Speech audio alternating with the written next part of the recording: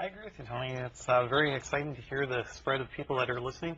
The market is growing dramatically, as Tony has mentioned. I'll walk through some of the details, but it really is the end users, the scientists, engineers, and analysts that are driving that growth and changing the nature of the way they're doing business by moving more to computational simulation versus more costly live experiments. Okay. Simon, did you want to add something? Spread very exciting and interesting to me, but also the fact that it is very important that all of the people in the supply chain who are going to be enabling scientists and users to get on with their work, the managers, the developers, the IT architects, they're also very keen to become informed and to understand the impact of the changes, of the trends that I think Earl's going to talk about in his next talk. So that education process from all sides is very interesting. What I would like to kind of ask back, perhaps in some of those interactive questions, is for those other people, what is their interest in high-performance computing, that 28.2% of others? Okay, thanks, everyone. Before we move on to Earl's presentation, we have another question for the audience. What best describes the field or discipline in which you work? Engineering, biosciences, oil and gas, finance, academic research, or other. And now, Earl Joseph of IDC will share his perspective. Great. Thank you very much, Suzanne. So what I'd like to do is start with a little background on IDC. I think most people know who IDC is, but what we do is we try to track everything in the IT marketplace around the world. We're very quantitative based. Last year we did over 350,000 interviews or surveys, and we do surveys and interviews of both the supply side, or the vendors, manufacturers, and the end users, the demand side of the business. And the group that I'm in is technical computing. So we focus all of our attention on is what scientists and engineers and analysts do as far as highly computational or highly data intensive work. And so let me start by explaining how we divide the market of technical computing. We first separated into what we call capability systems and capacity systems. So a technical capability system is the traditional supercomputer.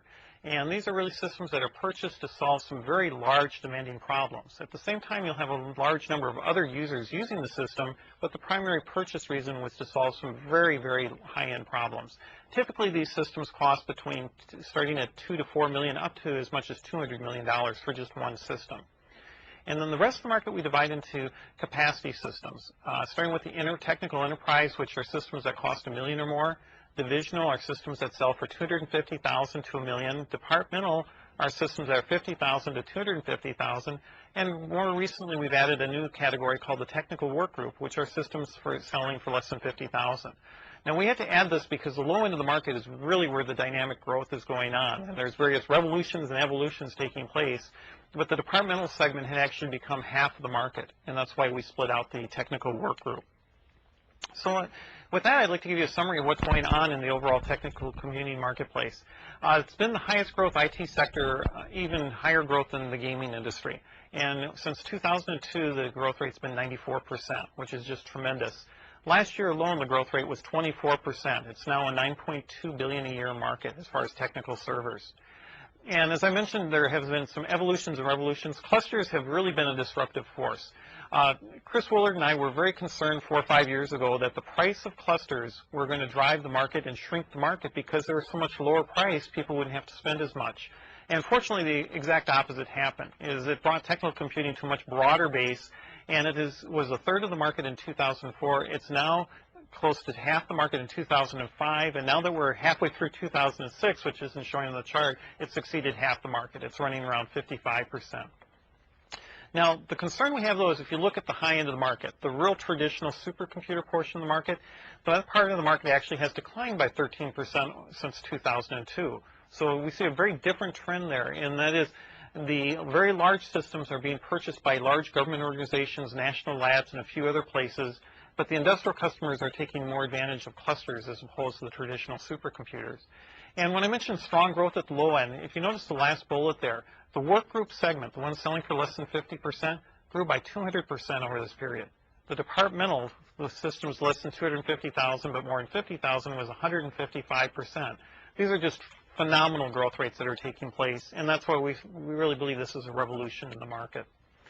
So if you're taking a look at what kind of processors, or more a hardware-centric view, is going on in the market. In the year 2000, it was primarily risk-based systems, and all the major vendors had various risk-based systems. And so today, x86-based systems, whether it has 64-bit extensions or not, really represents more than half the market. And we see going forward, x86 with 64-bit extensions will be the dominant processor in the marketplace. If you looked at this chart 15 years ago, it was dominated by vector computers. And then about 10 years ago, RISC systems took over. And so there's about an 8 to 10-year cycle, it appears, where different technologies come in and replace the previous generation of technologies. With that, I'd like to kind of switch gears a little bit and talk about what's going on in the cluster portion of the technical computing market. And so, first of all, this chart, the tall green bar, is showing all the non-clustered systems. The smaller orange bar is the cluster systems. And if you notice, this chart is each quarter. Normally when we do market share charts, it's a yearly chart. The switchover has been so quick, we're actually plotting on a quarterly basis. And it's gone from 20% of the market just a few years ago to roughly half of the market in 2005. And as I mentioned this year, in 2006, it's now exceeded 55%. One thing that we're trying to do from a market research perspective is to figure out, how long will this trend continue? I mean, will clusters replace everything 100%? Is there a magic plateau at maybe 20%? And that's something we're studying very much. At the moment, we see no slowing in the rate of penetration of clusters. So here's the similar hardware chart, but just for the cluster portion of the market. And in this case, if you notice, in 2000, it was really RISC-based systems. But now in 2005, x86 systems really dominates the whole market at about 95% of all clusters. So next, I'd like to talk a little bit about what's going on in the grid marketplace, starting with more than just technical computing, the entire enterprise. So this is commercial and technical computing. And this is what I'll be walking through is the results of some separate different studies that we've done over the last couple of years. So this study comes out as what is really the potential benefits. So this is asking end users and IT managers, what is the real benefit of grid computing? And if you notice, the top three factors are almost identical in weighting. And the first is to lower operating costs. The first reason that is always brought up is with grid computing, you can make better use of your existing resources or gain access to other resources in other geographies, and that will dramatically reduce your operating costs.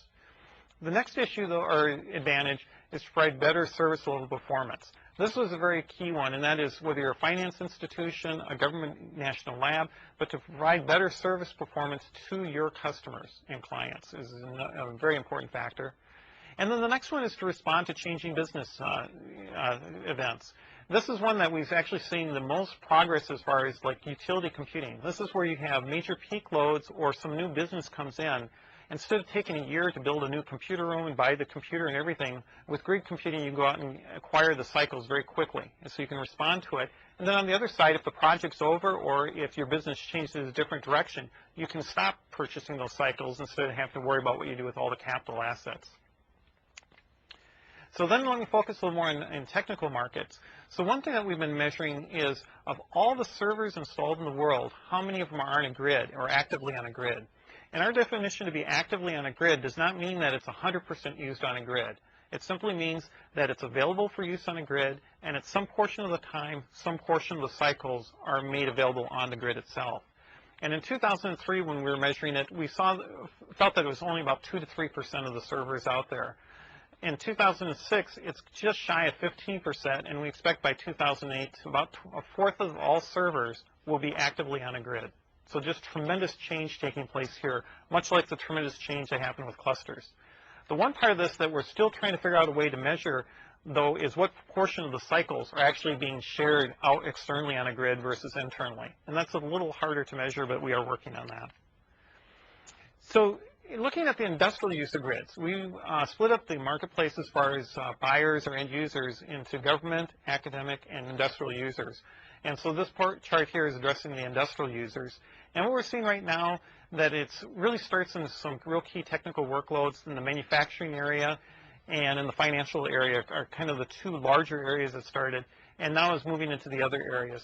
And often it's implemented within a firewall because that reduces the security issues. If all your processing and data resides within your own internal firewall and you're just sharing your resources internally, it solves one of the major issues, which is security. And then the first implementation we see most sites do are really cycle harvesting of their desktop or workstation cycles, and generally at nighttime running of larger batch jobs.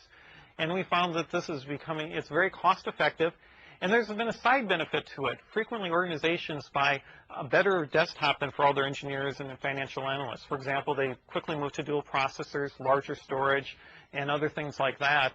And so it actually created a win-win scenario. You had both the engineers and analysts getting a better desktop, so they're happy, and then at nighttime you're actually able to run batch jobs and save money for the IT department. So it's one of those few things that actually helped everyone. So in 2005, the usage we saw was growing very strongly from a small base, but there were only a few hundreds of millions worth of computers on active grid with stronger use in the university sector. But in 2007, we're expecting manufacturing, this is both commercial and technical, to have $3.5 billion worth of computers actively on a grid. And if you look at the financial services space, it'll be roughly $1.5 billion worth of computers will be actively on a grid. And in this chart, which everyone has a copy of, it actually shows it by these different segments: manufacturing, government, education, financial services, and other, and the tremendous ramp up in growth rate that we're seeing and expecting to see continue. So what are some of the market and technology inhibitors for grid adoption? The first really large inhibitor that was identified to us was organizational, and that it required cultural changes to change the way you think about sharing resources. People in general don't like to share resources. We like to get things of our own, keep it, and have ownership, and grids require some level of sharing. And so that's one very large impediment that is taking a long time for people to accept and change. The second biggest area is the general lack of tools and industry standards around the tools, which indirectly increases the cost because organizations have to kind of invent the wheel themselves, and they're really looking for somebody to solve that problem. And the third one is security as a major inhibitor to broad commercial adoption. And I think security, there are many solutions out there, but first you have to solve the problem, then you have to convince people broadly that the problem has been solved. And I think in the commercial world, there could be as much as a 5-year lag between those two events. So what are the user challenges and constraints? As I mentioned before, cultural is a big one, economic and technical. And the interesting question we ask sites when we do our surveys on grids, and this is to probe to see if they've solved the cultural issues, and that is, once your entire computing complexes, all the pieces of the grid are fully populated and in use, how do you decide who pays for the next computer that has to go in the grid? And if the response is, we have no idea, that means they really haven't thought through or worked out the issues. If the response is, oh, this is the mechanism we've put in place, that means they've reached the level where they understand some of the trade-offs that have to be made. And the third bullet on this chart, there really is a current view that there's a lack of vendor support.